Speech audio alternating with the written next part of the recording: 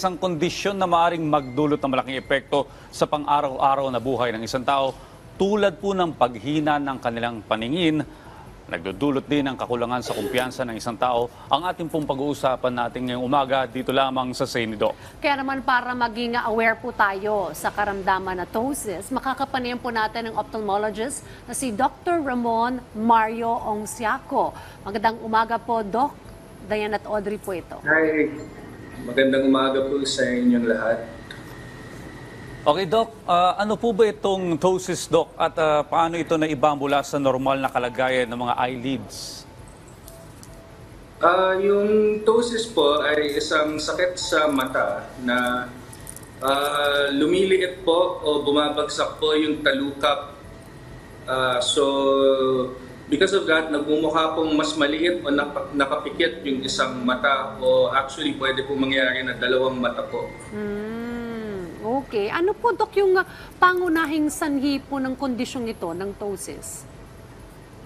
Maaari pong magkaroon ng ptosis yung tao sa congenital po. So, yung ibig sabihin nun ay kapag pinanganak, meron na pong developmental defect yung eyelid po ng bata. Pero yung pinaka-common na paraan para makuha ito ay dahil din po sa katandaan o yung pag-stretch po mismo ng eyelid. Dahil po sa mga bagay na pangkaraniwa tulad ng pagsuot ng contact lens, pag-rub o pag-scratch ng mata, or anything na mamanipulate po natin yung mata natin aggressively po. Meron din pong mga ibang paraan tulad ng depekto mismo sa muscle, sa utak, sa nerves. Pwede pong dahil din sa trauma o aksidente, or pwede din dahil may tumutubo na bukol na nagpapabigat sa talukap natin. Okay, Doc, may ibang uri ba nitong ptosis? At ano po yung pagkakaiba ng mga ito? Opo, kagaya po ng sinabi natin kanina, yung congenital po, yung nandun na po yung ptosis sa pagpanganak ng bata dahil sa developmental delay. Meron din po yung mas common, yung acquired ptosis na nakukuha natin during our life, which ang pinaka-common po is yung aponeurotic or yung pag-stretch ng mga koneksyon ng muscle ng eyelid sa talukap natin. Yung myogenic o yung sa muscle mismo yung depekto, kaya hindi po nakakagalaw na maayos. Ang neurogenic, which is yung depekto sa brain or sa nerves na nagko-control po sa mga muscle natin sa talukap ng mata.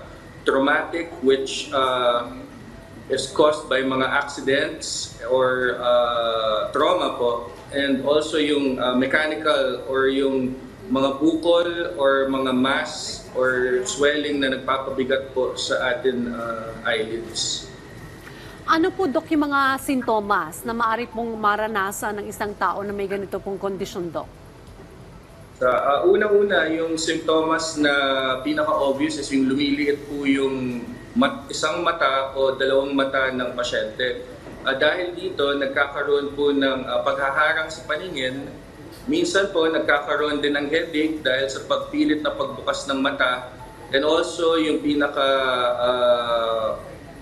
pinaka-obvious din is yung psychological na nawawalan po ng confidence yung tao dahil nag-iiba po yung itsura po nila. Ayun na nga, mukhang kung external yung problem, mukhang psychological ang mangyayari. No? Pero ano po yung panganib?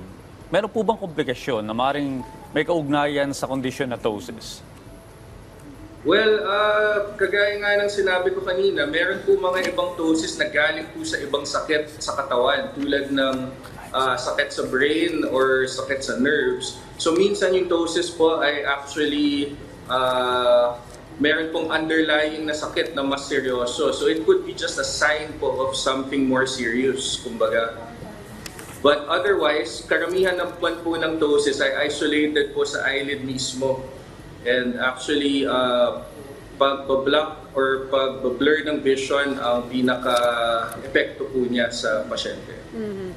Ano naman po yung mga maaring gawin upang maiwasan po ang pagkakaroon po ng ptosis, Doc? Well, aside from yung mga ptosis na galing sa congenital defect or sa mga ibang sakit, we can try to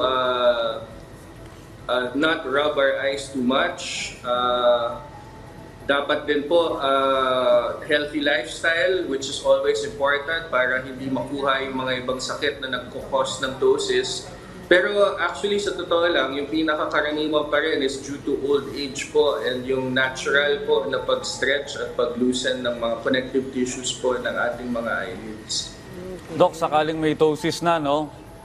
Paano naman po yung gamutan nito, yung treatment options?